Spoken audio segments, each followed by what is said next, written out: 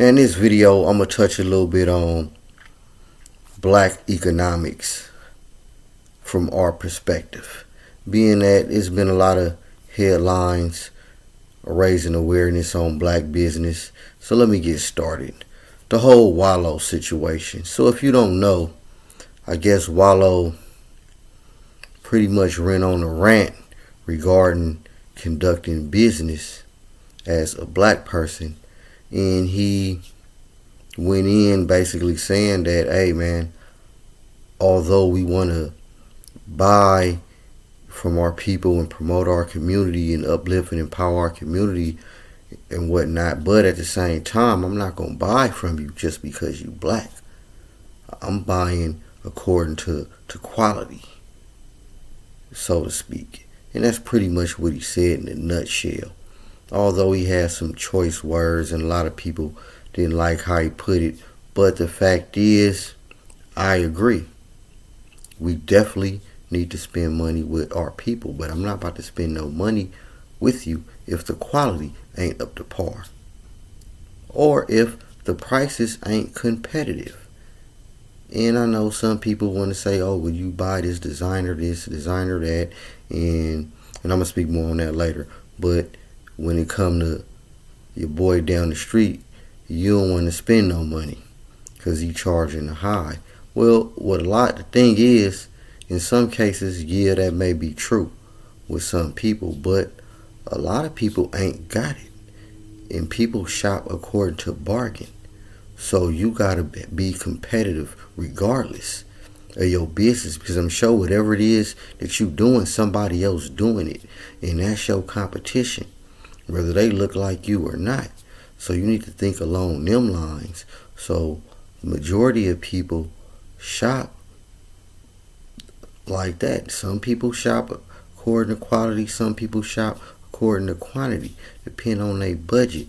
So you're going to have to balance that out as well as having quality. And I'm not talking about the quality of whatever you're selling, but as far as just customer service, the way you conduct business, professionalism, all that goes in and play a part, whether your business be successful or not, regardless to who you is. So it's just certain business principles that you need to have up to par first, or have down pat first as a business, regardless to who you are.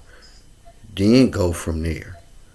That's kind of, I think, where he was getting at, although he didn't say it that way, and a lot of people kind of took it the wrong way. But if you ask me, that's what he meant, and I agree. Period. I don't care who you is. I'm not going to spend with you if the product ain't up to par for what it is. Period. So that's economics 101, regardless to who you is. So what else? Speaking of some more community empowerment, Kodak Black, they say he paid rent for his housing project, everybody in his project, for 2 months. That is a damn good gesture. Big ups, kudos to Kodak Black. Straight up. Now you can say what you want to say about Kodak, him abusing various substances or whatever it is.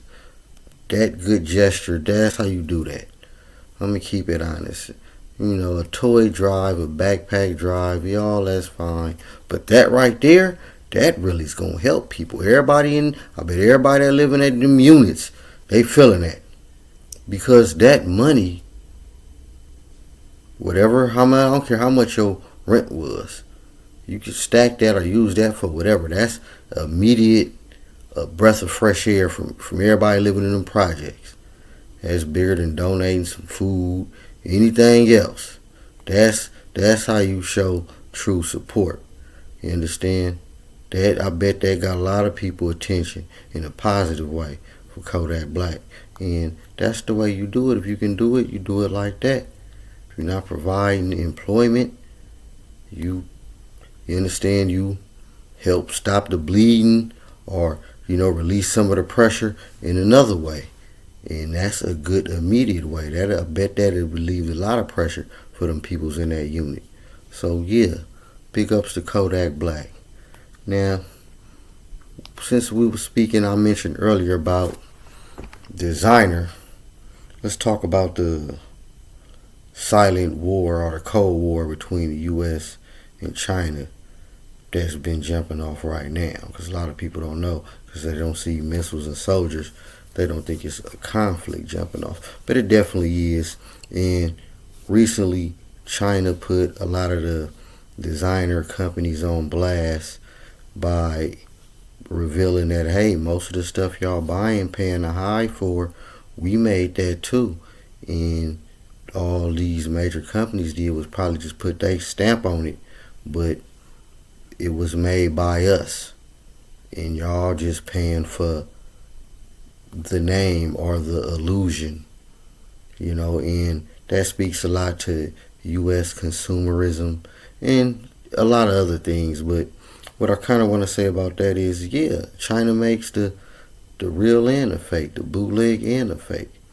And that's, in my opinion, one of the drawbacks of money and profit and capitalism. You can't have it both ways. So even if these designer companies originally made them products themselves, the demand became too high to where they had to outsource it.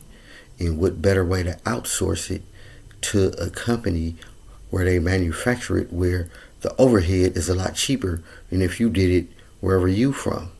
And that's what goes on, not only with just these designer companies, but major U.S. companies. They've been set up shop in China or outsourced it to other places just for cheaper, because they don't have to pay those people minimum wage and certain type of laws or whatever. And that's pretty much what's going on. And yeah, some people will argue that no, there still is, a lot of quality European designer wear made in Europe, and perhaps, but the majority of it is being made in China because the demand is so high.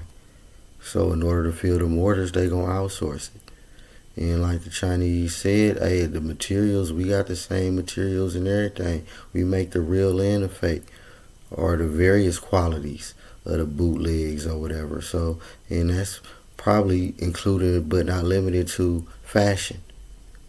And I can go way down a rabbit hole on that, but I'm gonna keep it nice and simple for y'all. And just, hey, this nothing new. I've been knew that, but glad that everybody else know that. And regardless, people gonna still, in my opinion, gonna still buy designer, and they gonna still pay the high just because in America it's about the appearance, the prestige.